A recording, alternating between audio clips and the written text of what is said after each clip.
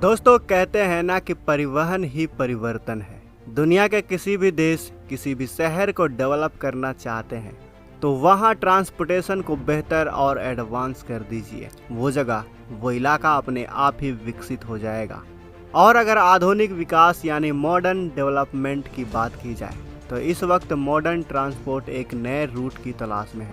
और आपको बता दूं कि भारत भी इस फ्यूचर मॉडर्न ट्रांसपोर्ट पर अपने कदम बढ़ा चुका है। हाल ही की बड़ी खबर बताएं तो भारत और दुबई ने एक बड़ी पहल की है, एक ultra high speed under water railway route बनाने की, जो यूएई के फुजेरा शहर को मुंबई से जोड़ेगा। ये भारत के मेगा प्रोजेक्ट में से एक है जो काफ़ी ज़रूरी भी है। अगर ये अंडर वाटर रेल नेटवर्क बन गया तो मान लीजिए कि मुंबई से यूएई पहुंचने का समय सिर्फ 2 घंटे का ही हो। लेकिन इस मेगा प्रोजेक्ट पर कई सवाल भी खड़े होने लगे हैं, जैसे सुरक्षा को लेकर, क्योंकि रेलवे दुर्घटना अंडर वाटर हुई यानी समुद्र की गहराई में हुई तो बीचों बीच बचाव कार्य कैसे किया जाएगा।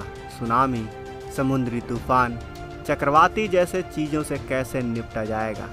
और भी कई तरह की दुर्घटनाएं होती हैं, उन सब दुर्घटनाओं से कैसे निपटा जाएगा। जानेंगे इन्हीं सवालों के जवाब, तो वीडियो के अंत तक बने रहें।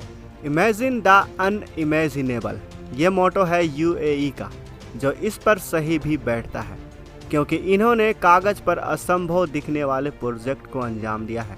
चाहे अब रेत में डिजाइनर द्वीप बनाना हो, या खारे पानी को मीठा बनाना, या फिर बुर्ज खलीफा जैसी ऊंची ऊंची बिल्डिंग बनाना, यूएई ने अनइमेजिनेबल प्रोजेक्ट को पूरा करके दिखाया है।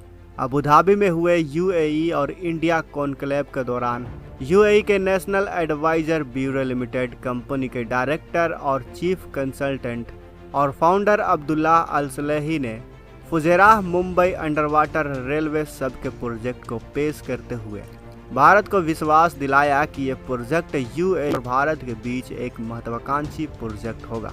दोनों देशों के बीच कारोबार को बढ़ावा मिलेगा। इस under water ultra speed train से न सिर्फ यात्री मुंबई से यूएई का सफ़र में लगने वाला समय काफ़ी कम होगा, बल्कि दोनों देशों के बीच गुड्स का ट्रांसपोर्ट भी बढ़ेगा। अब्दुल्ला अल सलेही ने कहा कि अगर सफल हुआ तो यूएई से भारत को तेल का निर्यात किया जाएगा और नदी से यूएई में अतिरिक्त पानी का आयात भी किया जाएगा। अगर तेल सीधे भारत पहुंचेगा तो देश में पेट्रोल डीजल की कीमत काफ़ी कम हो जाएगी, जो भारत और भारतवासियों के लिए सुकून की खबर है। दूसरी तरफ भारत की नर्मदा नदी का पानी यूएई को बेचने का बिजनेस भी एक सौदा हो जाएगा। तो इस तरह इस under water ultra speed train से दोनों देशों को फ़ायदा होगा। तो ये तो थे इस प्रोजेक्ट के फ़ायदे। अब जानते हैं इस प्रोजेक्ट के सामने खड़ी होने वाली कुछ परेशानियों के बारे में। पहला तो ये है कि क्या होगा जब समुद्र के अंदर बीचों बीच किसी तरह की दुर्घटना हो जाए, तो किस तरह यात्रियों को रेस्क्यू किया जाएगा। तो इस पर एक्सपर्ट का कहना है कि अंडर वाटर रेल रूट सिर्फ 2000 किलोमीटर लंबा होगा, जहां दोनों देश बीच बीच में पानी के ऊपर अपने चेक पॉइंट बना सके, ताकि किसी भी तरह की दुर्घटना की स्थिति में मदद की जा सके। एक रास्ता ये भी हो सकता है कि पहले माल ढुलाई को मंजूर, और जब कुछ साल बिना किसी दुर्घटना के ये अंडर वाटर ट्रेन काम कर जाए, तभी इसके सभी परीक्षण करने के बाद इसमें यात्रियों का आना जाना शुरू किया जाए। अब आते हैं नेचर डिजास्टर वाली दुर्घटनाओं पर, जैसे सुनामी।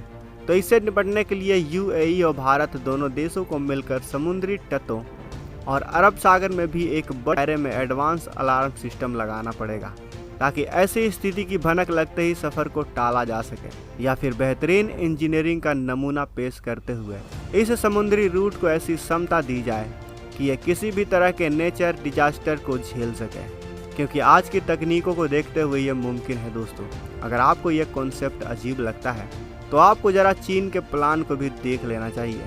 दोस्तों, चीन ऐसे ही आगे नहीं बढ़ रहा। इस देश में एक डरावना सिस्टम है, सरकार जो बोले यहाँ के लोगों के लिए वही सही है। चीनी सरकार का सीधा कहना है कि सरकार ही सबसे आगे है। सुनने में आपको वाहियात लगे, लेकिन चीन इसी तरह आगे बढ़ रहा है। चीन का एक प्लान है कि इस तरह का एक जिग-जैग रेल रूट बनाया जाए, जो नॉर्थ ईस्ट चीन से शुरू होगा और साइबेरिया से गुजरेगा। उसके बाद 125 मील अंडर वाटर टनल से होकर अलास्का और कनाडा को पार करते हुए अमेरिका तक पहुंचेगा। चीन के इस अजीबोगरीब रेल प्रोजेक्ट को अमेरिका ने हंसी मजाक किया। अमेरिका के मुताबिक सरकार ने हमेशा अपनी जनता की ना सोचते हुए और प्राकृतिक को दरकिनार करते हुए कई बड़े बड़े इंफ्रास्ट्रक्चर खड़े कर दिए हैं, चाहे वो दुनिया का सबसे बड़ा हाइड्रो इलेक्ट्रिक डैम, जिसके बनने के बाद इस इलाके में जियोग्राफिकल सिचुएशन ऐसी हो गई कि वहाँ भूकंप और लैंडस्लाइड जैसी समस्या बढ़ गई, या फिर आने वाले बाढ़ से बचने के लिए जमी हुई नदी को बम ब्लास्ट से पिघलाने की अजीब हरकत। चीनी सरकार सिर्फ अपने फायदे के लिए ही सोचती है, लेकिन आपको बता दें कि ये सिर्फ एक पहलू है, यानी अमेरिकी पक्ष है।